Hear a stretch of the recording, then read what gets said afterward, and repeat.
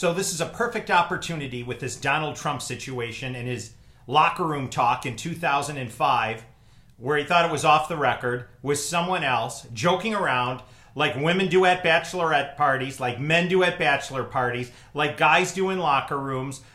It happens all the time, and everyone's shocked. But it's just fine for the Iranians to say, we're going to kill all the Jews. Let's kill all the Jews. And what is Barack and Hillary? What's their plan? John F. Kerry? Let's give them nuclear weapons and $150 billion. And shh, let's not talk about it. We're going to kill all the Jews. It's fine. They even launched medium-range missiles that said, we're killing all the Jews. Israel won't exist on the missiles. Great idea.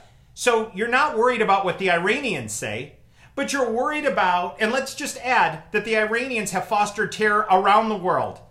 They were the ones running copper, tungsten penetration devices to destroy our armor and kill our guys in Iraq during the Iraq War. And no problem with that. They're the ones that funded terror around the world, in Palestine, in Israel, all over the place. And we're going to ignore what they have to say about the United States not existing and, again, killing all the Jews. It's just fine to say that. We're going to ignore it. No problem. But Donald Trump talked some gutter talk about a woman. And was it colorless? Yeah. Does it hurt people's feelings? Sure. But you're worried about that. But you're not worried about what Iran says and then what's done. You're not worried about the million people that have been killed in Libya and Syria because Hillary Clinton and Barack Obama decided to destabilize Libya and blow the leader's brains out in the back of a pickup truck with the proxy invasion force that we funded and supported with air power? Are you fucking crazy?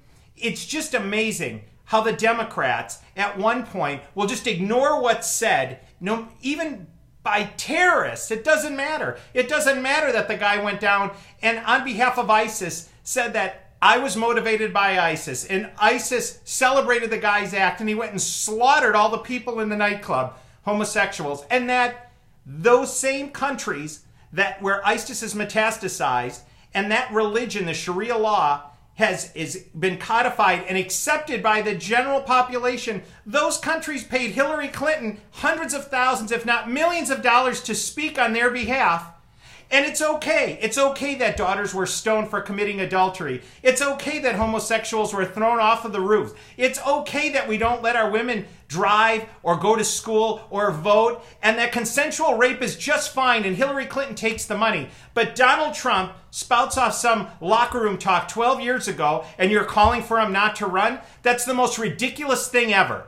The things that are going to happen to this country, the economic time bomb is ticking. We have $20 trillion worth of debt, and the rate is zero. What is the payment on that debt going to be when the rate's not zero anymore? The Middle East is on fire. ISIS running wild. Attacks in the United States. The Russians have invaded the Ukraine. They've taken over Syria and put a complex surface-to-air missile system in there to fight ISIS, who doesn't even have any fucking airplanes.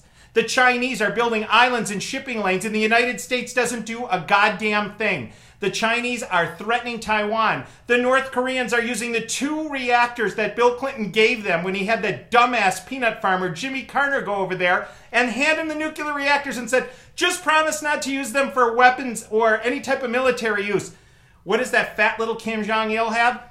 Nuclear weapons now. So you don't worry about what people say in some cases, but you worry about some stupid, innocuous comment that a guy who was never planning to run for president made at a certain point in time. Well, guess what? My language is pretty foul here as well, but I'm not a threat to you or anyone else. But you are going to elect another president that's a bigger threat than the current one because she's going to carry on the same type of bullshit policy internally and externally. So why don't you look at who you're voting for, whether you don't vote for Donald Trump or you do vote for Hillary Clinton. You're voting for another 4 years of black people and women having lower median incomes, lower home ownership in the United States, a 51-year low, a 38-year low in workforce participation, and the Middle East on fire and the Russians and the Chinese on the march. Fantastic! Donald Trump made a stupid comment in 2005 when he wasn't planning to run for president, but you're going to run it up his ass. At the same time, you're going to bless the Iranians having nuclear weapons, a clear path to it, while Hillary Clinton lies to your face and says that they don't have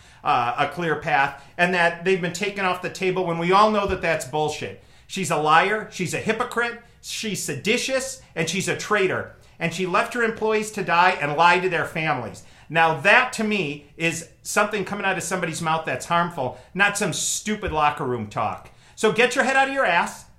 Think about the reality of what's facing this country, the 4 Supreme Court justices that are going to be replaced by this lying hag who avoided handing over emails because even when they were subpoenaed, they were deleted. Her staff was given immunity and the FBI destroyed her laptops. And guess what? Bill Clinton met with the Attorney General who works for Barack Obama. Get your head out of your ass.